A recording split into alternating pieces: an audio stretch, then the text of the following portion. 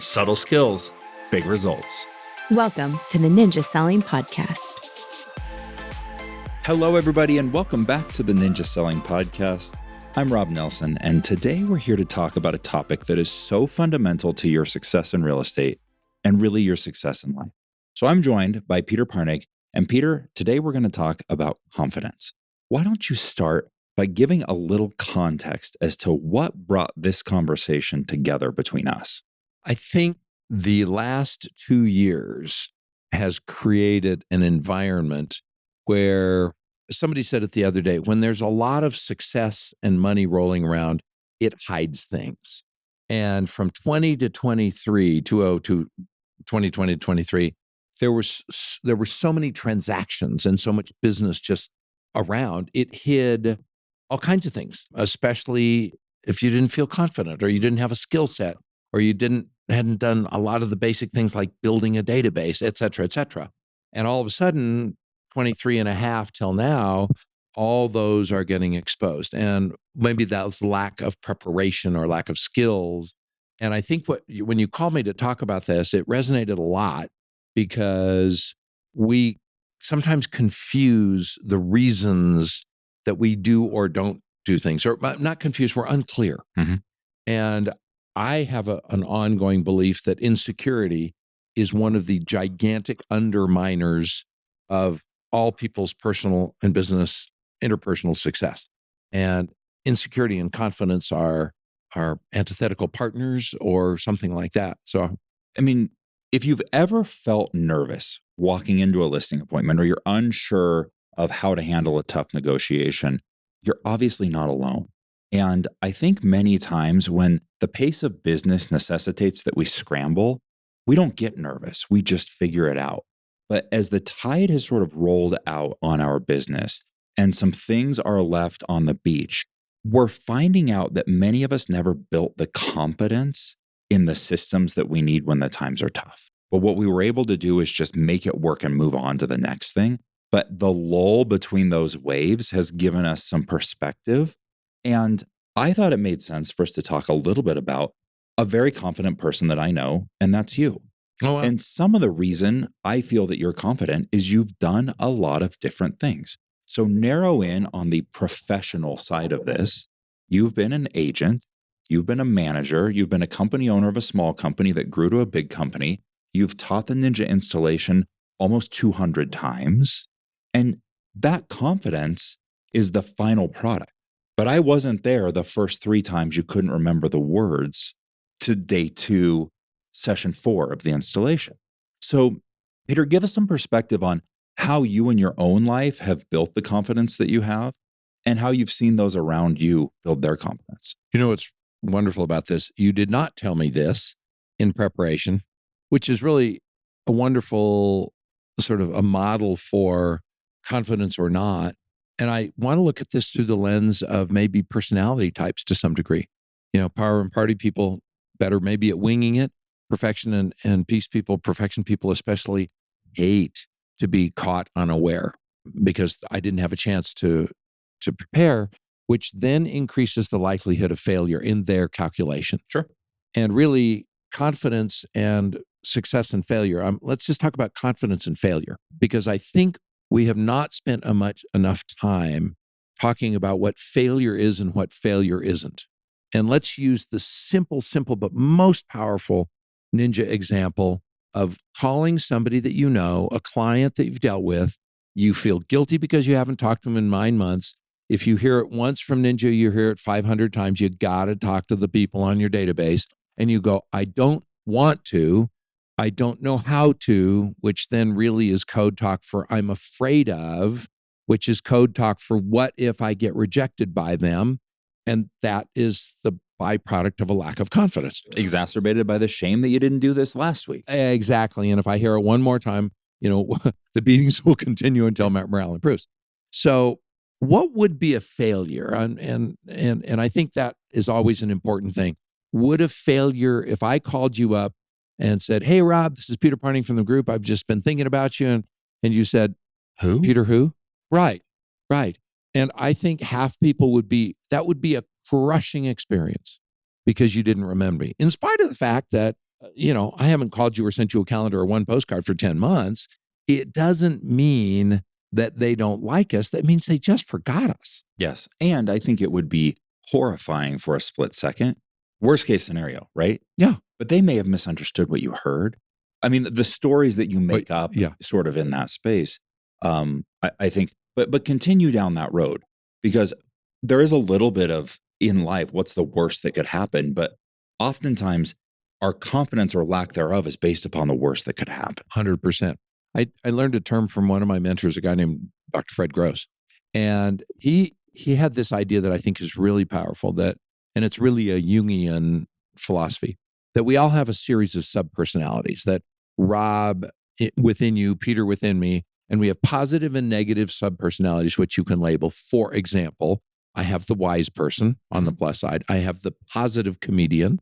I have the business person. And then on the negative side, you have the saboteur. You have the doubter. You have the critic. And at any given moment, some multiples of those subpersonalities can weigh in. And the subpersonality that's the loudest is often the one that dictates your emotion. So if the subpersonality is going, this whole ninja thing, calling people, they don't want to hear from you. You know better than that.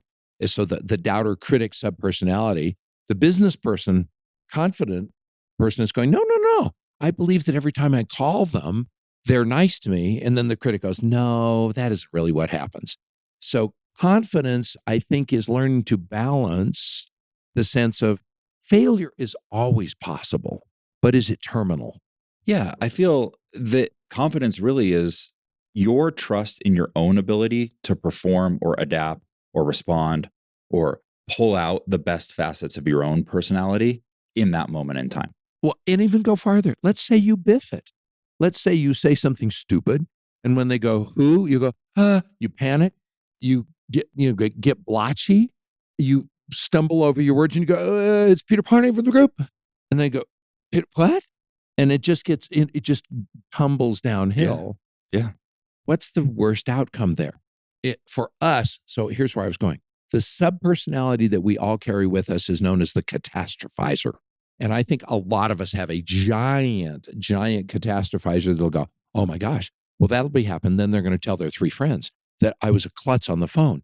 And then their friends happen to know the mayor of the town. And within 7 minutes, my reputation will have been ruined in the entire town of Fort Collins because I messed up a slight conversation. And that's what the catastrophizer is very good at. And so if we are going to plumb the idea of how do we become more confident, the actions are study. The actions are practice over and over and over. I read this great quote. This is an Einstein quote, sort of thinking about this. And I guess he was commenting about his own intelligence. And the quote goes, I'm not that much smarter than people. I just stay with the problem longer, which really goes back to, I think most of us try something once or twice. And if it's really hard, we go, I don't get it. I can't get this CSV file into my CRM. Oh, I hate this. Maybe I'm just stupid. And we immediately devolve to self-criticism. The 3-legged stool of this really is the idea you've done it before, you've seen others do it, and that somebody tells you can. And I think it starts for all of us. It's kind of like learning modalities in a way, right? That the building up of confidence, ultimately, if we agree, it is the emotion of trust in oneself. And the building up of this is going to require you to identify which of those is your starting place. What I was thinking about was, I pulled a little safari here. The idea that somebody tells you can do it.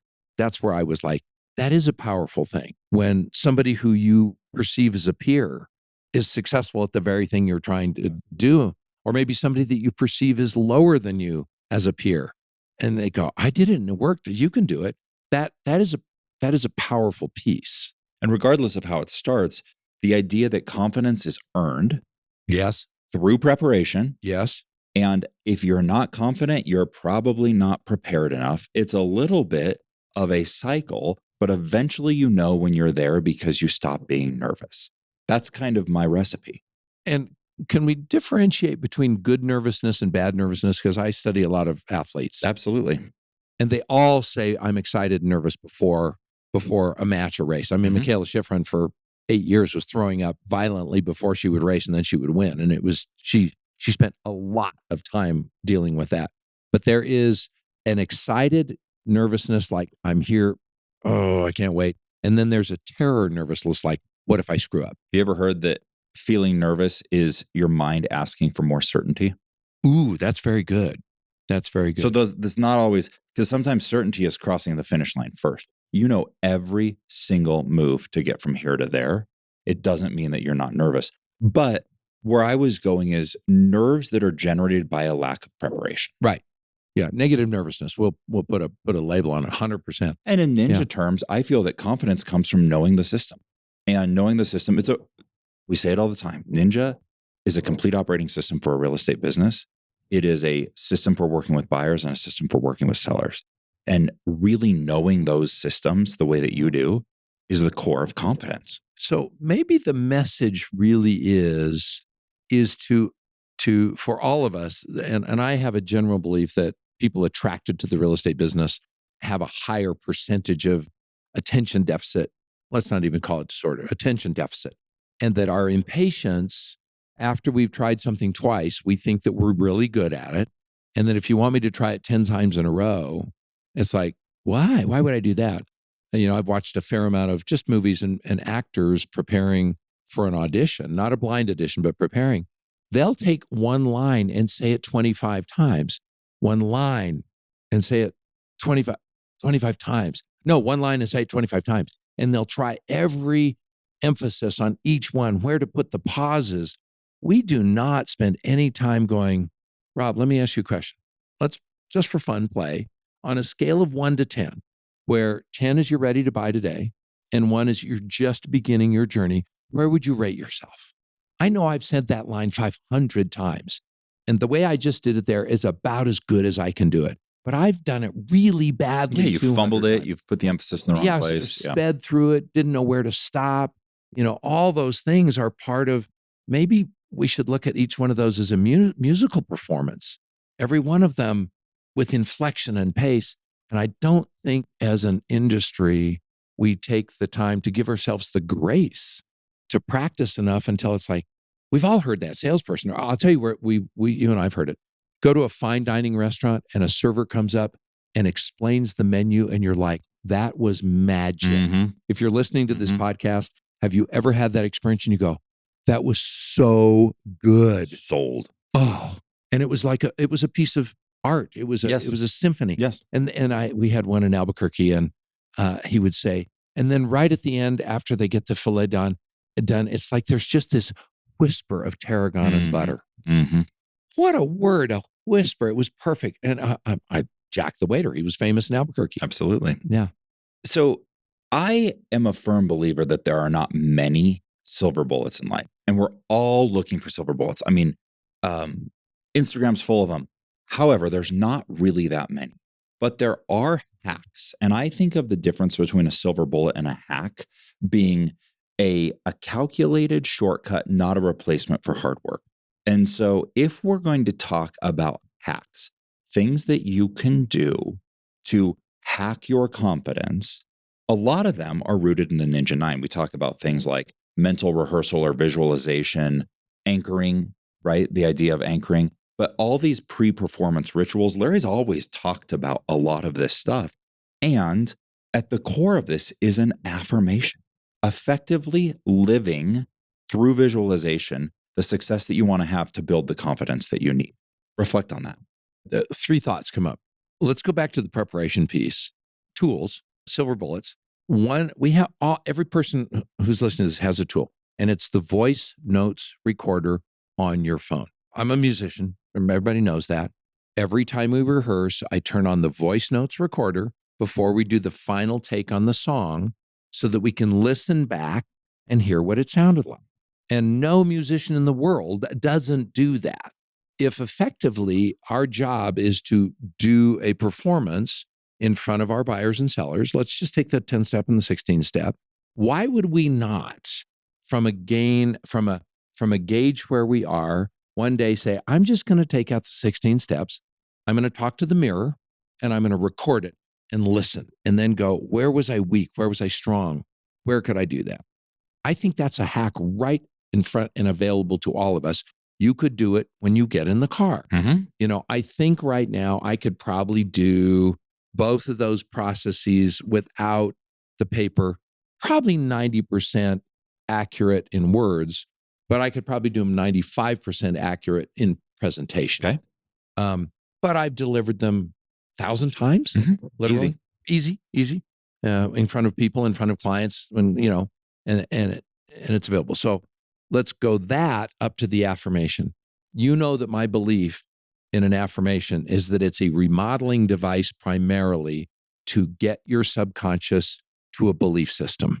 And so if the affirmation was, I, Peter Parnegg, accept that I am a brilliant communicator of the ninja system, that would be a great affirmation because your non-conscious is going, no, you aren't. You're kind of average at it. But when you start affirming that to your non-conscious, it will prompt you to practice more.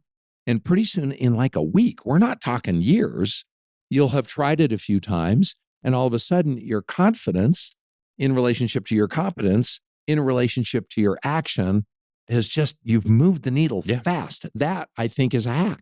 I communicate the ninja systems with confidence and grace. Yeah. I think of one of the most interesting thinkers in my world is a guy named Chris Doyle. He's a real estate agent at the group. He has a very, very interesting background. He was a college athletic coach, and he's very thoughtful. Swimming coach. Yeah, he's very thoughtful with the way he communicates.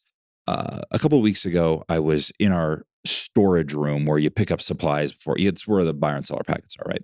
And he's grabbing his stuff. And I said, are you headed out to an appointment? He said, I am. I said, are you meeting with buyers or sellers? I said, it's a listing appointment. I said, you going to get it? What would most people say? Well, you get one or two. I hope so. Or heck yeah. Yeah, exactly. Do you know what his was? I plan to. You are right. Most people either go with, I hope so, which is erring on the side of lack of confidence, or of course I am, which is erring on the side of bravado. Arrogance. Yeah. Right. But confidence feels like I plan to. And I think if I were to ask him in that moment, are you nervous? His response would be, I'm excited to help these people get to the next chapter of their lives. I've done two. Resay that, because that thing you just dribbled off, it's one of the most important thing. It wasn't a dribble, but it was I'm excited to help these people get to the next chapter of their lives. Which is so different, as we've talked about. But if this hasn't landed for you, we're not trying to get a listing. Our intention is to be valuable to the people to get them from here to there to the next chapter, which is the right mindset, which then keeps your anxiety down, because it's not a performance that you get graded on. It's, was I as helpful as I could be? And that taps into your authenticity and your, all the wonderful things, which is another great reason that we should all do Ninja, because its intention is so pure and so aligned with goodness. I agree with you completely. That's why I'm here. And maybe it's not the one for you, but if you don't have a system, you're going to just be chasing emotions. And you will never be able to measure your confidence, because, I'm studying a sport right now, and you can measure that just data points. Right. It's like, yes, I can crush question number 6. And then if somebody says, well, will you discount your fee? I know that I'll go, well, let me ask you a question, Mr. Seller, just for a thought. Which is more important to you, how much you net or how much you pay the realtor? And I don't have to think about that. So I know when faced with that scenario, my blood pressure doesn't go up 1 point. You go like, oh my God, do I have to defend my position now? It's like, no, I've got a process and a system. What I hear you say, my statement was, when you don't have a system, you're chasing emotions. With a system, you guide them.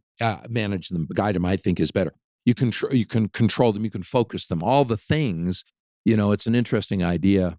I've often thought of this as maybe not a perfect analogy, but I think a lot of us are emotionally incontinent. Having that's a real pisser. That was pretty funny. And we leak. We there's anxiety here and worry here and little frustration and little bit of anger, and it's kind of like this hodgepodge, and there's no measurement and meticulous piece. I want to bring up the 4 stages of competence, Mhm. which we teach, by the way, in Ninja Now. And I think this is pretty critical. When you don't know what you don't know, it's known as unconscious incompetence. All of a sudden, you're now introduced to Ninja and you go, I had no idea there was a sales system where I could be in sales without being salesy, which is, I think that's the brass ring of Ninja. It's like, you mean I can really do this and not have to close people? I'm in. Tell me a little bit more. And that's conscious incompetence. Then you go to an installation and you start to see this whole system all 4 days and realizing there's a lot to this thing, like a lot. There's nothing I saw that I didn't like, but I can't hold on to it Mhm. on the first time. And now you are at what is known as conscious incompetence or conscious competence. I'm starting to get it, but I have to think about every single thing. Okay. And then after a year or two of practice of, your voice notes recorder, trying it, refining it, role playing it, practicing it, rehearsing it, going to your second and third installation, going to Ninja Now. This isn't a pitch, but it's the process. All of a sudden you get to the thing where I never even thought about. I didn't have to think when somebody challenged me on my fee. I didn't have to go, oh, what's that? What do I say? It's there. And then you're controlling your emotions because you don't have that panic, the flash panic. And then here's what's great. People go, man, he's a good realtor. Mm. Man, she's a good realtor, which then yields referrals. And now we got that's really, if you look at the arc of the conversation, and I'm going to give you a secret. I have a killer Monday morning action tip, and it goes, I need 100 people to think of me as my realtor. That's our goal. Yeah. 100 people go, oh, Rob, he's my realtor. Spoiler alert. Yeah. Peter, this whole thing gets tied together with a bow that I think feels like a challenge to anybody listening. And that is to pick an area of your business where you don't feel confident. Just pick an area. Is it a gap in skills? Is it a knowledge gap? Is it a systems gap, right? Something like that. Identify it. And then ask yourself, what would it look like to be so prepared that I feel excited instead of nervous? And that is confidence. On day one, at the end, we say 3 beliefs. Belief in your company, belief in yourself is the second one. And the only way you believe in yourself, I believe, is through improvement. Everything ties together. What you just said is exactly right. So what if going down that, if you said, I'm going to take 30 minutes a day and find 2 things that I'm uncomfortable with. Here's a great one. And I haven't bought a property recently, but on every closing statement in the United States, there's this thing called, and I just forgot, it's something adjustment. And if you ask 100 realtors right now, they can't really describe it. Aggregate adjustment, it's called. And what it is, it's when you fill your escrow account with taxes and insurance, there's a regulation from Dodd-Frank that says you can't have at any month more than X number. So if you watch the way the closing statement works, there's a credit always back after you load the whole thing. And I've heard half of title agents explain that poorly. I believe that lack of confidence comes from all the things that you touch consistently, but you really can't explain well.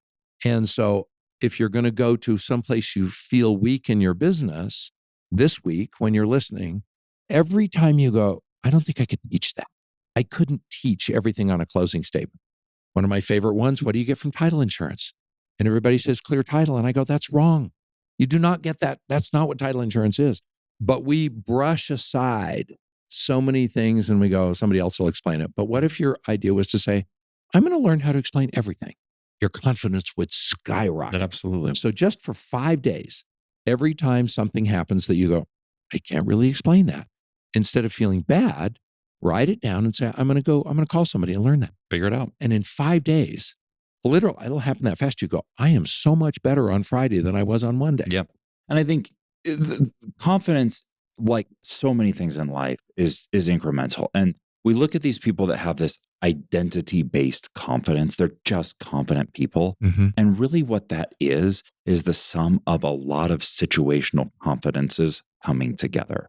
And so we're basically saying, find situational confidence, small things that you can control, that you can practice, that you can learn, and employ them to compound one another until you have systemic competence, right? Ooh, that's a great word. Yeah. And that turns into a confident identity. Mm-hmm. Mm-hmm. You know, I'm trying to think. I've run across a couple of people that really have a fantastic air of confidence and know nothing. You know, eventually your BS meter goes up. Mm-hmm. It's like, he's just a good at the veneer. But there is a quiet confidence when you're around somebody, you go, yeah, that guy's he's just bad in a good way. Mm-hmm. And I think that's energetically what we're trying to get to is huge competence with a lot of humility, which would be Chris Doyle. Yes, absolutely. Yeah. Peter, thank you so much for another intellectual safari. It's always a pleasure. Is there anything you want to leave the ninjas with other than the action tip that you're going to create? So I think a way to look at our business, and somebody was sharing a success story to him, and it was another person, and somebody says, you've got to talk to blank. She's my realtor. And this person hadn't talked to that person in like years, but that person still owned the position, the brand position of my realtor.